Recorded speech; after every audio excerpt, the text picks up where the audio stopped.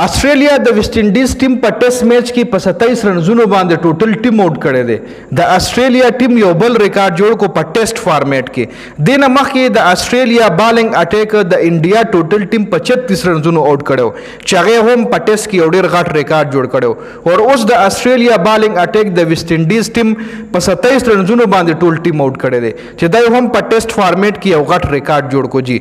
د آسټرالیا او د ویسټ انډیز یو ټیسټ سیریز روان دی چې په هغه کې په دې میچ کې د آسټرالیا بالینګ اٹیک ډیر زبردست بالینګ وکړو. دا پیچ کنډیشن چې کومو د بالینګ د لپاره ډیر ښه پیچ و چونکې په دې ټیسټ میچ کې آسټرالیا ډومبنې ټاس ګټلې او ډومبنې بیټینګ د آسټرالیا چې آسټرالیا په ډومبنې اننګز کې په 225 رنزونو باندې ټوټل ټیم آؤٹ شو. په جواب کې ورپسې د ویسټ انډیز ټیم په ډومبنې اننګز کې په 143 رنزونو باندې ټوټل ټیم آؤٹ شو. بیا ورپسې په جواب کې د آسټرالیا په سیکنډ اننګز کې ټوټل ټیم په 121 رنزونو باندې آؤٹ شو. او بیا په سیکنډ اننګز کې ویسټ انډیز ټیم په 27 رنزونو باندې ټوټل ټیم آؤٹ شو چې په دې کې د میچل سٹارک ډیر اهم رول لري. د انډیا خلاف هم میچل سٹارک ډیر ښه بالینګ کړو چې د انډیا ټوټل ټیم په 36 رنزونو آؤٹ کړو.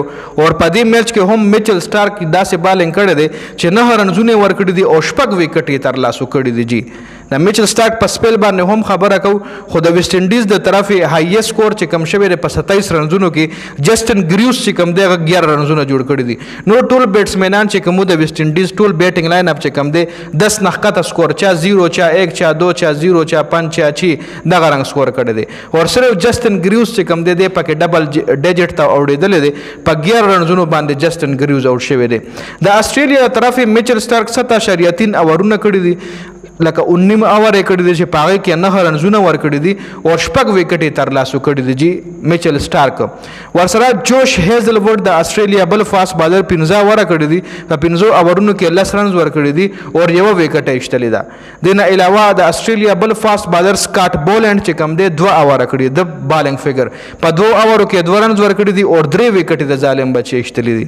لکه د ویسټ انډیز په ټیسټ ټیم باندې د آسټرالیا بالینګ اٹیک سره لوبي کړي دي په 27 رنزونو باندې د یو ټیسټ ټیم آؤٹ کېدل دا انتهایی شرمناک خبره هم ده او د افسوس خبره هم ده چې داسې په انټرنیشنل سطح باندې یو ښه ټیم لکه ویسټ انډیز دومره خراب ټیم نه چې لکه کینیا ټیم دی یا د چرته د آیرلینډ ټیم دی یا چرته بل داسې کمزورې ټیم دی د عمان یا د قطر یا د ویسټ انډیز. تاسو ګورئ دا یو ډېر غټ نوم لري. ویسټ انډیز سره په ټیم کې داسې لوبغاړي دي داسې کلاډیان دي چې هغه ډېر غټ نوم لري هم په دې ټیم کې هم شته دی. خو چونکې مکمل سکور کارډ که در سره زه شریکوم نو ویډیو به ډېره زیاته لینتي شي ځکه ټیسټ میچ دی 4 اننګز دي چې په هر اننګز باندې اوس ډیټیل سره ویډیو جوړ الریډي درله مو وي. آسټرالیا په فرست اننګز کې 225 باندې ټوټل ټیم آؤٹ شو. ویسټ انډیز ورپسې په فرست اننګز کې په 143 باندې ټوټل ټیم آؤٹ شو. آسټرالیا په سیکنډ اننګز کې په 121 ټوټل ټیم آؤٹ شو. نو ویسټ انډیز په سیکنډ اننګز کې په 27 رنزونو باندې ټوټل ټیم آؤٹ کو. جی نو دا مکمل فارمیټ مکمل ډیټیل او د ویډیو کتلو زیاته مننه. والسلام.